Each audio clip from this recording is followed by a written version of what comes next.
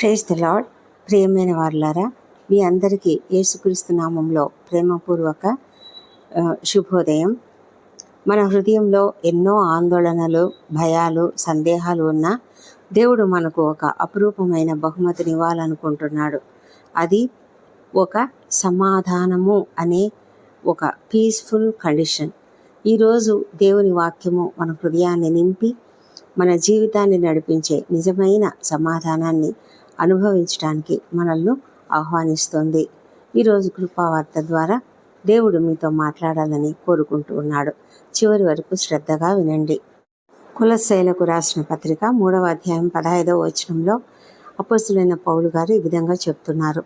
క్రీస్తు అనుగ్రహించు సమాధానము మీ హృదయములలో ఏలుచుండనీయుడి. ఇందుకొరకే మీరు ఒక్క శరీరంగా పిలువబడితిరి మరియు కృతజ్ఞులై ఉండుడి. ఈ ప్రపంచం మనకు తాత్కాలికమైన సంతోషాన్ని ఇస్తుంది, కానీ నిజమైన సమాధానాన్ని ఇవ్వలేదు. క్రీస్తు ఇచ్చే సమాధానము పరిస్థితుల మీద ఆధారపడదు. సమస్యలు ఎన్ని ఉన్నా మన హృదయంలో నిశ్చింతను కలిగిస్తుంది. తుఫాను మధ్యలో కూడా మనసును స్థిరంగా ఉంచుతుంది. ఈ వచనంలో 3 గొప్ప విషయాలు ఉన్నాయి. మొదటిది, క్రీస్తు సమాధానము మీ హృదయాన్ని పాలించాలి, అంటే ఏలాలి. మన నిర్ణయాలు భయము ఆధారంగా కాకుండా దేవుని సమాధానము ఆధారంగా ఉండాలి. రెండవ విషయం ఏంటంటే, మనము ఒక్క శరీరంగా పిలువబడ్డాము. అంటే మనం ఎలా జీవించాలి అంటే ప్రేమతో, ఐక్యతతో, క్షమతో జీవించటం దేవుని చిత్తం. ఆ విధంగా జీవించడానికే మనము పిలువబడ్డాము. ఐక్యత కలిగిన జీవితము మన జీవితాలలో ఉండాలి. సహోదరులు ఐక్యత కలిగి నివసించుట ఎంత మేలు, ఎంత మనోహరము అని కీర్తనాకారుడు చెప్పినట్లుగా మనము ఐకమత్యంతో ఉంటే అది ఒక మనోహరమైన పరిమళ తైలం వలె ఒక చక్కటి సువాసనను వెదజల్లే సంఘముగా మనము ఉండగలుగుతాము. మూడవ విషయం ఏమంటే, కృతజ్ఞతతో జీవించండి. మన జీవితంలో కృతజ్ఞత కలిగిన హృదయం ఉండాలి. కృతజ్ఞత గల హృదయంలో ఫిర్యాదులకు స్థానం ఉండదు. కంప్లైంట్స్ అనేటివి ఉండవు. సమాధానము ఎప్పుడైతే మనలో ఈ కంప్లైంట్స్ అనేటివి ఉండవో అప్పుడు మనలో దేవుని సమాధానం నిలిచి ఉంటుంది. ఇశ్రాయేలీయులు సమాధానం లేకుండా, తమ హృదయాలలో సమాధానం లేకుండా వారు దేవుని పట్ల సణుగుతూ గొణుగుతూ కృతజ్ఞత లేకుండా జీవించారు. ఆ అరణ్యంలో దేవుడు వారిని ఎంతో ప్రేమతో వారిని బానిసత్వం నుంచి బయటకు తీసుకువస్తే వారు ఏమాత్రము శ్రద్ధ చూపించకుండా, కృతజ్ఞత లేకుండా ఎల్లప్పుడూ దేవుని పైన సణుగుతూ జీవించారు. అందువల్లనే వారు కానాను దేశానికి వెళ్ళలేకపోయారు. చాలామంది అరణ్యంలోనే నశించిపోయారు. నిజంగా అలాంటి పరిస్థితి మనకు ఉండకూడదు. మనమంతా కూడా దేవుని సమాధానం కలిగి ఉండాలి. దేవుని సమాధానంను మనము మన హృదయాలలో నిలుపుకోగలగాలి. ఆయన యొక్క సమాధానం మన హృదయంలో ఉండాలి. అదేవిధంగా మనలో ఉండేటువంటి కృతజ్ఞతా భావము దేవుని పట్ల మన హృదయాన్ని కేంద్రీకరించేలాగా చేస్తుంది. అంతేకాదు, ఆయన బలము పైన కూడా మనము దృష్టి ఉంచగలుగుతాము. మన యొక్క జీవితంలో ఉన్న భయాలు, మనలో ఉన్నటువంటి శక్తిహీనత, మనలో ఉన్నటువంటి బలహీనతలు ఇవన్నీ కాకుండా దేవుని బలము పైన మనం దృష్టి ఉంచడానికి కృతజ్ఞత అనేది మనకు తోడ్పడుతుంది. మనము నిత్యము దేవునికి కృతజ్ఞతాస్తుతులు చెల్లించడం వలన మనము మన దేవుని దగ్గర నుండి మనకు వస్తున్నటువంటి ఆశీర్వాదాలను గుర్తిస్తున్నాము అని అర్థం.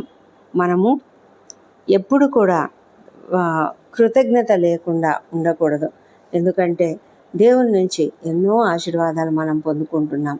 కానీ మనం చాలాసార్లు అనేక ఆశీర్వాదాలను మర్చిపోయి మనకున్నటువంటి కేవలము కొన్ని కొరతలనే దృష్టిస్తూ వాటిని బట్టే దుఃఖిస్తూ బాధపడుతూ ఎంతగానో దేవునికి కృతజ్ఞత లేకుండా కృతజ్ఞులమై ఉంటాము. అలాంటి పరిస్థితి మనకు ఉండకుండా మనము జాగ్రత్త పడాలి. మనము ఎల్లప్పుడూ కూడా కృతజ్ఞత కలిగిన జీవితము జీవిస్తూ దేవునికి ఇష్టంగా జీవించడానికి మనం ప్రయత్నించాలి. మనకు ఏమాత్రము అర్హత లేకపోయినా దేవుడు మనకెన్నో మేలులు చేస్తూనే ఉన్నాడు. అయినప్పటికీ కూడా మనం కృతజ్ఞత లేకుండా ఉన్నట్లయితే మనము ఏమాత్రము దేవునికి ఇష్టలుగా జీవించలేము. కృతజ్ఞత కలిగి ఉండడము దేవునికి ఇష్టమైనటువంటి విషయం. ప్రభు అయిన యేసు, ఆయన సజీవుడైన దేవుడు. ఆయన ఎల్లప్పుడూ మన దగ్గర ఉన్నాడు, మన పక్కనే ఉన్నాడు. అందుకే మనము ఎప్పుడు కూడా భయం యొక్క గుప్పిట్లో మనం ఉండకూడదు.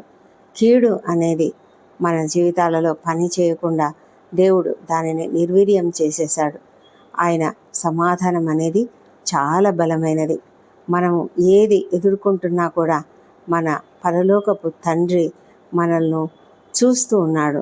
మనకు సహాయపడడానికి ఆయన సిద్ధంగా ఉన్నాడు. మనము ప్రతి సమస్యను కూడా దేవుని సన్నిధిలో, దేవుని కృపాసనం వద్దకు ధైర్యంగా తీసుకువెళ్ళడం వల్ల ఒక్క చిన్న ప్రార్థనతో మనం దాన్ని తీసుకువెళ్ళగలం. ఆ విధంగా ఎంతో గొప్ప సమాధానమును మనం పొందుకోగలుగుతాము. ఈరోజు మీ హృదయంలో ఆందోళన ఉందా? దానిని మీ చేతుల్లో ఉంచండి.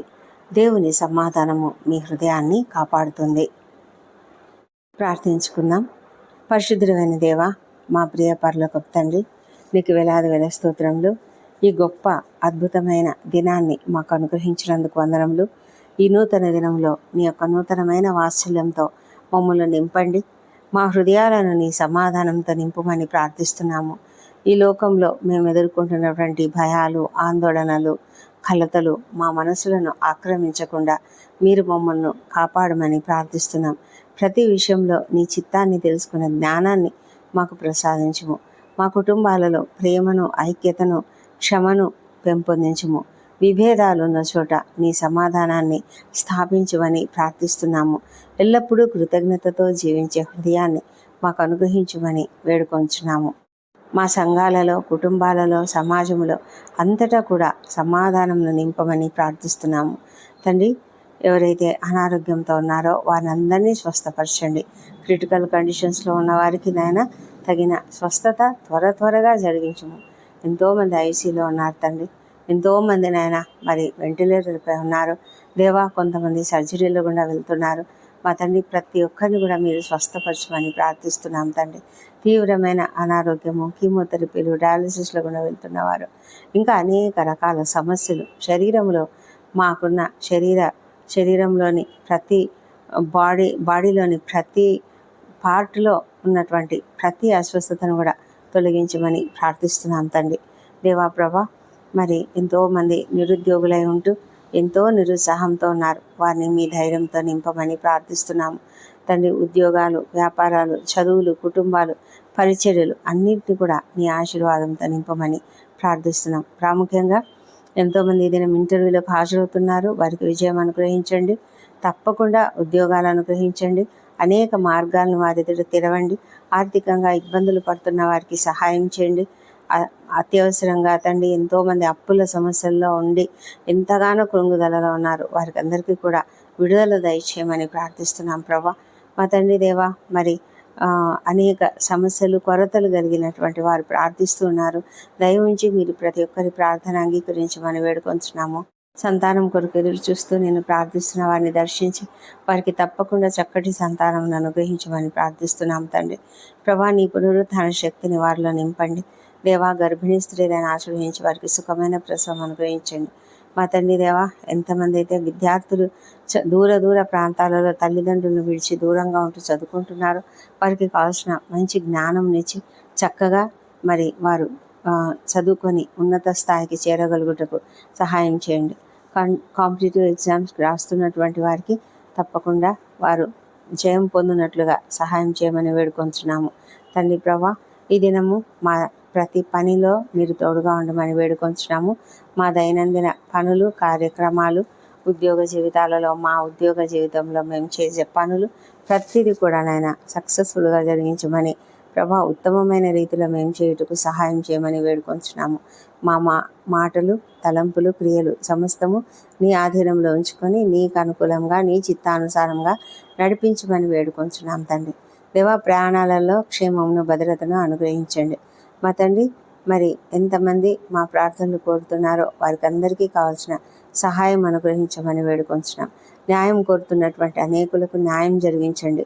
కోర్టు సమస్యలు, ల్యాండ్ సమస్యలతో ఎంతమంది ఉన్నారో, అన్యాయానికి గురైన వారు ఎంతమంది ఉన్నారో వారికి అందరికీ న్యాయం జరిగించమని ప్రార్థిస్తున్నాం తండ్రి. మా ప్రభా తండ్రి, ప్రపంచమంతటా శాంతి సమాధానం అనుగ్రహించండి.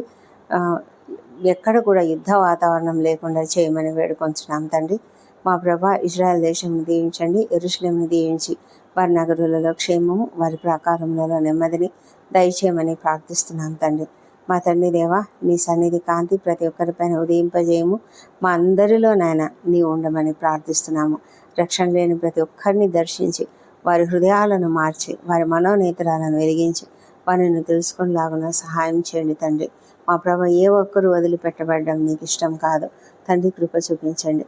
అదేవిధంగా ప్రభా, మరి వ్యసనములకు గురై తండ్రి భయంకరమైన జీవితం జీవిస్తున్న వారిని కూడా దర్శించి వారికి సహాయం చేయమని వేడుకొంచున్నాము. మా ప్రభా తండ్రి, మా దేశంను దీవించి మా దేశంపై నీ పరిశుద్ధాత్మను కుమ్మరించు నాయన. ప్రతి ఒక్కరు నిన్ను తెలుసుకున్నట్లుగా సహాయం చేయండి.